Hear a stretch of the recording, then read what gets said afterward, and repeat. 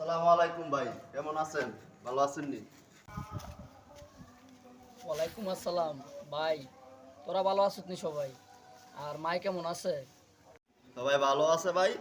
আর phone দিছিলাম, ঈদের তো আর বেশি দিন বাকি নাই ভাই, টাকা পাঠাইতেন না কুরবানির জন্য?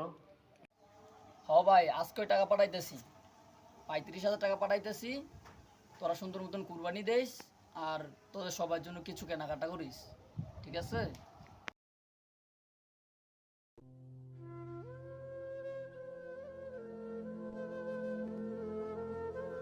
ভাই, দেশে টাকা পাঠাইছেন? ভাই, পরিবারের সুখের জন্যই তো আমরা প্রবাসে পড়ে আছি। ঠিক বলছেন ভাই, আমাদের মুখের দিকে তো পরিবার তাকিয়ে থাকে। আমরা টাকা পাঠালে তাদের মুখে হাসি ফুটে। আমরা না হয় পুরানটা পরিবার কাটালাম, তাও তাদের মুখে এবার ঈদে হাসি ফুটে। পরিবারের জন্যই তো সবকিছু করা হয়।